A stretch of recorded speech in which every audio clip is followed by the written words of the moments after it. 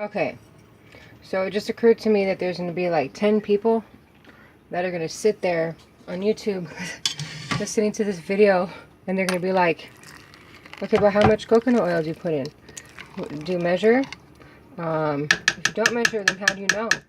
Why don't you measure? What other questions? Oh, how come you don't measure? I think we went over that one already once. So anyway, I got this, I think it's like 3/4 of a gallon of coconut oil, just for this. Sorry for the banging. Just for this video, just for this process. I have a friend that was like, please, please, please, please make this for me. So I'm making it for her. Hi. And I'm going to make a little something for me on the side. So here's the deal. I like to have the oil in such a way where the plant is submerged by oil on on top even. I sometimes I'm lazy and I don't chop it in small enough pieces, and then I have to use more oil because the plant is higher. You know how when things are in tiny pieces, or when it's in powder form, you know, when you grind an herb into powder form, and it makes it so there's like less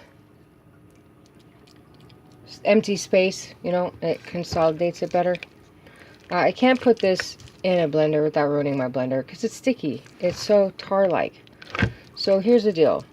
I might use a pair of scissors and cut the plant into smaller pieces, but for right now, all I'm going to worry about is making sure that the plant is covered in oil, like the whole plant is submerged. I went and got this coconut oil just for this job, so whatever's left over is a bonus, and I'll probably use it for something else or eat it or whatever I do with it. I don't know, there's a billion things you can do with coconut oil. Oh, you can use many different oils. If all you have is olive oil, you can do that. Extra virgin would probably be better. Just for, well, actually, you know what? I'm not even going to say that because I wouldn't use extra olive virgin oil. It's a complete waste. I would eat extra virgin olive oil. I'm just using plain old coconut oil, nothing fancy. I think the most they say is that it's like non-GMO or something. It's just refined, so that means it's not pure, but whatever. So here's the deal. If the plant is soaking in the oil for 3 days, and the top part of the plant is really exposed, it could make the plant crusty and brittle and dry, and then you end up with little pieces of powder inside of your oil. And some people care and some people don't, but that's just how it goes. And I want to tell you right now, if you're eating it, it's very bitter. I like to eat it. I like the way it tastes. I like bitter food. Bitter food is good for your liver. That's what they say. Right. So that's part 2. I'm just going to fill this. I only put the crock pot on warm. I might turn it on high just to kind of get it started, just to get the oils kind of melted, but I'm going to let it sit in here for 3 days, so I'll have lots and lots of time to worry about the heat later. And so here's the deal. If there's a little bit of water left in the plant, I don't know if I said this in the last clip, if there's a little bit of water in the plant, it won't hurt. It's going to evaporate. Whatever water is in here, it's going to evaporate. It's going to go away. So I just keep it on warm for right now. Maybe turn it up to high for like the first 20 minutes, just to kind of get the whole process started, like I said a minute ago. But yeah, that's it. And see if you can, you know, the more you submerge it, obviously, the better.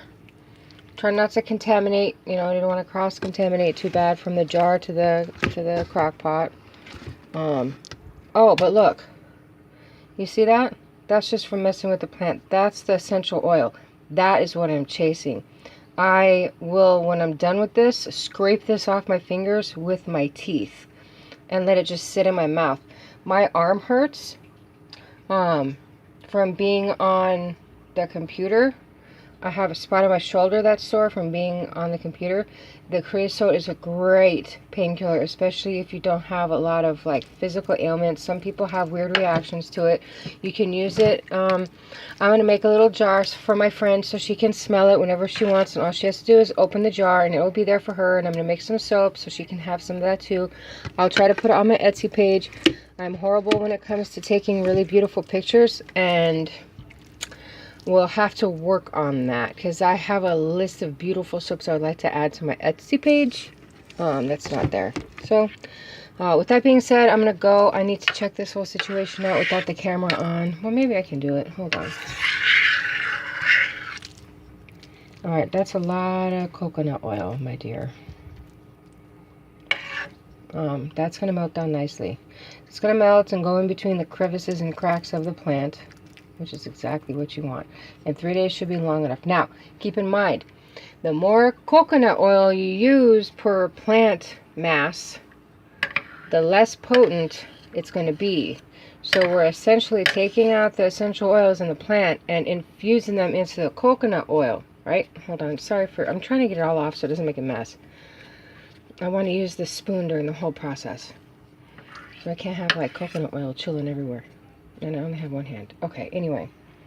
So, the more coconut oil you use per ratio of plant, the weaker your oil is going to be when it's done. You want an oil that's fairly strong.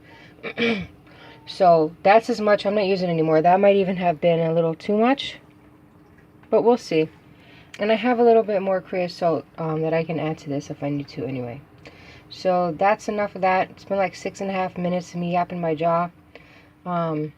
If you have questions, once again, ask. I don't mind answering them, and I don't always get it the first time. I think that's all I can think of. So yeah, have a good one, and visit me for part 3. Ta-ta for now.